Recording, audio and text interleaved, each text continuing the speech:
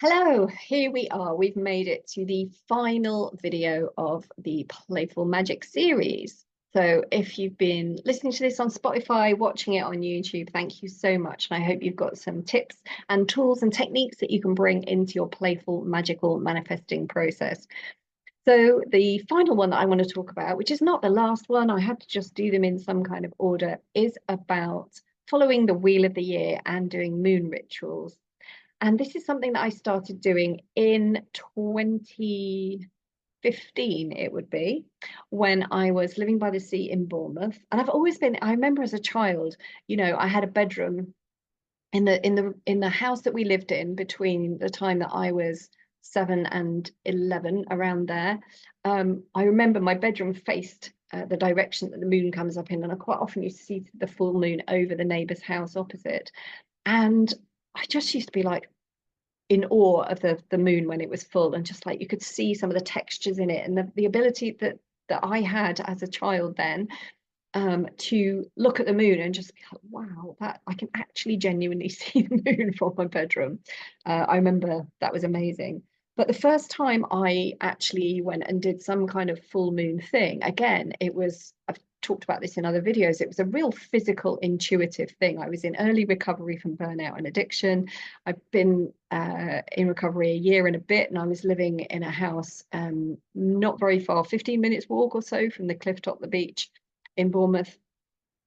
And I was looking at the full moon things, and I realized that the longest day of the year was the solstice day, was summer solstice, was also the full moon. And my body was like, you need to go to the coast and watch the full moon come up on the longest day of the year. So I spoke to my housemate and I said, I'm going to the beach to watch the moon. And she went, what, now? It's like 9 p.m. And I was like, yeah, it's going to be daylight for another hour and a half, like the longest day in the UK. And we went to the cliff top, and it was incredible because from where we lived, it's a very, very big expanse on the south coast in the UK, and the sun was going down one side and the moon was coming up on the other side, and you could see loads and loads of sky and loads of sea, and just a massive clear view of no buildings around to block any of this from being seen. And I was like, I can't believe I've never done this before. It was 10 years ago or so. And just thinking, I honestly am stunned that I've never come and kind of worshipped the moon or done a solstice thing before. And that was really the beginning of, I had a download while I was there about being a contemporary goddess. Like, I'm very much into the modern world and what's going on in the world, and I like to go and worship the moon. And I started doing full moon rituals down at the beach. So I'd invite a friend or two, or just go down on my own and go stand at the sea under the full moon, and seeing the full moon reflection on the sea with your feet in the water is absolutely incredible. Such a beautiful experience. And I really noticed as well how the moons affected the tides, like how high or how low the tide would come in and out. And I was, things that we kind of know maybe instinctively or we've learned in science, but seeing them happen and experiencing them was incredible. And I remember kind of my mum coming down to see me on her holidays when I lived down there, and she'd be on her mobility scooter scooting along. She was like, gosh, the tide's out a really long way. And I'd be like, oh yeah, that's because there's a full moon tomorrow. And and she was watching my shares on Facebook, and she was we were talking about full moon rituals, and I said, I really, love the feeling of being connected to like the moon, which is, goodness knows, billions of years old, in the relationship with the earth, which actually keeps us where we are. It's a big part of how the earth works.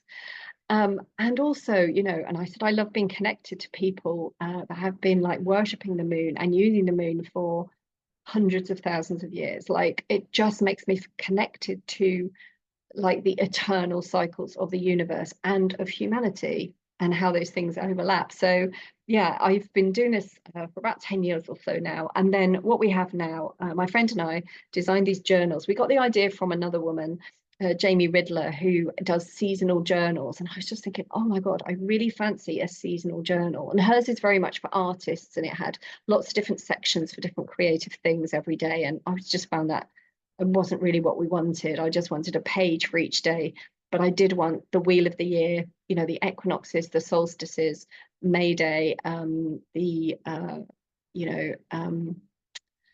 I've forgotten now, it's so hot for the day. But anyway, Beltane and Lammas and those other ones. I forgot Samhain. They'll come to me in a minute. And so there's 2 solstices, one in December, one in the summer. There's 2 equinoxes, one in March and one in September, where days and nights are equal length. And then between all of those, there's what they call the cross quarter days, which are the 1st of May, the 1st of February, Imbolc, that's the one, the 31st of October, and the whichever one I haven't said so far, February, May, October, and August. And so we created our journals. They start, this one started with the spring equinox, because we're now between March and June. And then we also have pages to do full moon and new moon journaling and reflection and writing, and it's just beautiful. And sometimes I go out under the full moon. I live in a city now, so I don't see it quite so much, but go out for a walk or go for a photography walk and take a picture of the moon with the buildings.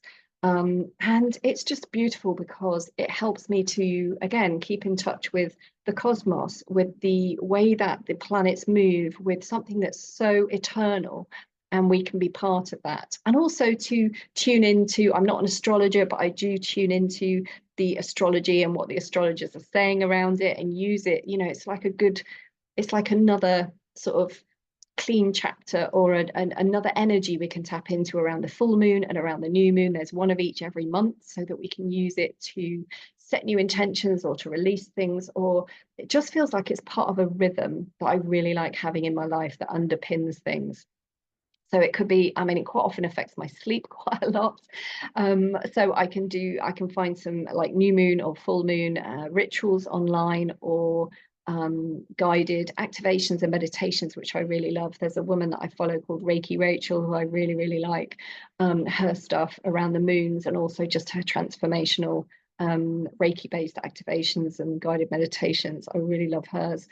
And really just tuning into the more spiritual part of myself, the part of me that's connected to all these people who have kind of worshipped and used the moon over the last however long that we've been doing it for, and feeling part of something much greater than myself. So it could be a really simple practice, but it makes me feel like very connected to all that is, as I could say.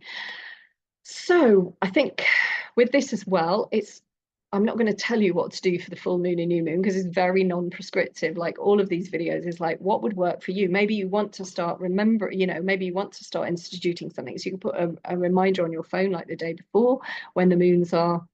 You can look them up online, look up the moon cycles. You can follow some astrologers, and use their guidance to guide, what's the significance of this particular moon, or what else is happening in the skies that might influence what happens here on Earth.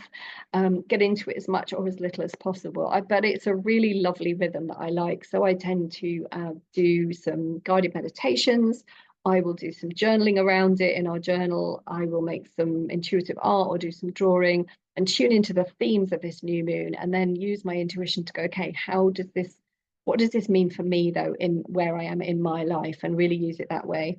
And what I did as well, which you will know if you're part of my Creative Mavericks community, is I was doing full moon and new moon guided kind of processes online, which I enjoyed as well.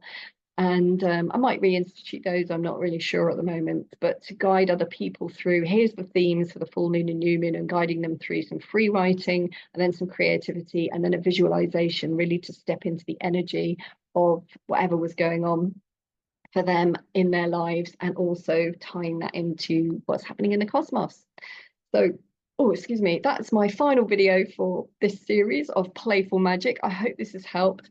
Let me know down below anything that's come through for you, if you've watched all of them, and if you've just watched one or two, and anything that you've now implemented in your life that you weren't doing before, and really using playfulness, magic, spirituality, manifestation, and being very practical in the real world in a way that really works for you, for being more playful, more magical, for magnetizing the things that you want into your life, and feeling just more light about the whole thing. So let me know how you've got on with this series, or with any of the videos that you've watched, and come to the creativemavericks.co.uk and join the Playful Magic email group, and let's create more playful magic together. Thanks for watching and listening. Bye bye.